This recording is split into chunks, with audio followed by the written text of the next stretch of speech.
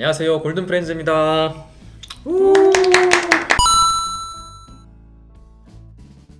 금리가 오르면 굉장히 그 주택을 매수를 하는데 부담이 있을 수밖에 없게 되거든. 전세의 금리 자체가 굉장히 세지게 되기 때문에 그렇지. 전세금 자체가 굉장히 줄게 돼. 전세가가 흔들린다는 거는 당연히 매매가도 흔들릴 수밖에 없다라는 거지. 200만 원, 300만 원을 가지고 사는 사람들의 입장에서 생각해 봤을 때 내가 월에 감당을 해야 되는 전세 이자 자체가 뭐 100만 원이 그 150만 원이 됐다 이렇게 된 건 정말 사실 큰 거거든.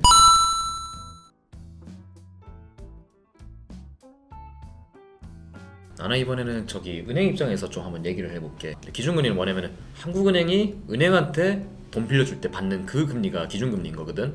은행이 개인들한테 빌려주는 걸 두고 시장금리라고 해.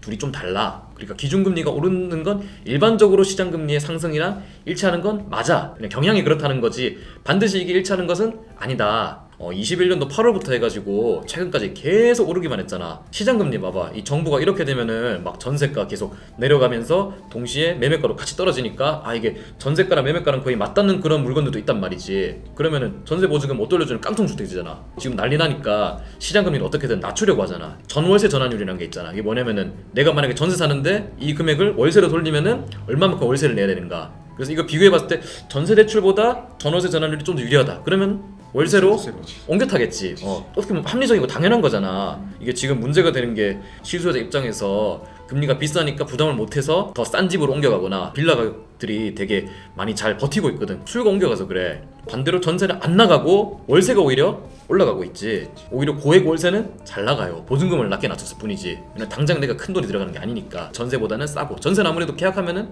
짧게 잡아도 6개월 고정적으로 내야 되는데 월세는 1년만 계약했으면 1년 뒤에 저 나갈게요 안녕 해도 되는 것이고, 좀 유동적이고 가변적이다 이 얘기인 거지. 전세가 좀 더 유리하다 싶으면 갈아탈 수도 있는 것이고, 이런 식으로 자기한테 유리한 걸 찾아가는데 정부는 그런 걸 하는 것 같아. 시장금리, 은행이 개인한테 빌려줄 때 쓰는 거 12월 달에 피크를 쳤어. 이미 떨어지고 있어. 수신금리, 그게 뭐냐면은 그 예적금 금리 있잖아. 대출 이자도 같이 올라가게 돼 있거든.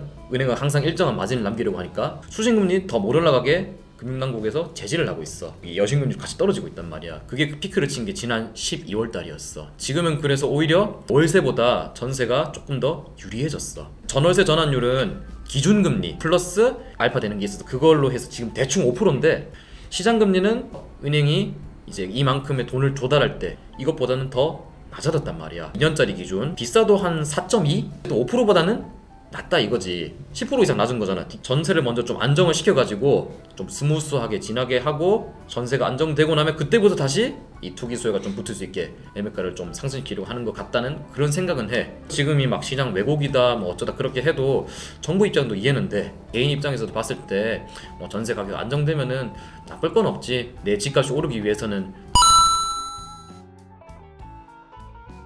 그 사람들이 아무래도 위험을 싫어한다는 거는 아주 합리적이고 당연한 거잖아. 기준금리가 올라간다 라는 거는 그 국채, 채권, 즉 상품까지도 같이 금리가 올라간다는 얘기가 되거든. 미국 같은 데에 비해서 위험하지만은 아무튼 이 나라에서는 가장 안전한 상품인데 그 상품의 수익률이 올라가. 그러면은 그쪽으로 아무래도 사람들이 몰려가겠지. 반대로 다른 자산군들은 좀 그만큼 떨어질 수밖에 없지 않나. 은행에서 예적금 금리 올라가는데 그쪽으로 많이 가지. 그 부동산이라던가 주식 같은 건 하겠냐고. 몇 달 전만 하더라도 은행에서 예금하면 5% 줬거든. 근데 다른 거에서 5% 그냥 안정적으로 확실하게 먹는다? 쉽지 않아. 상가 같은 경우도 5% 정도 임대 수익 내려고 하는 게 목표니까. 그래서 금리가 오르면 다른 자산 가격들은 떨어질 수밖에 없지 않나.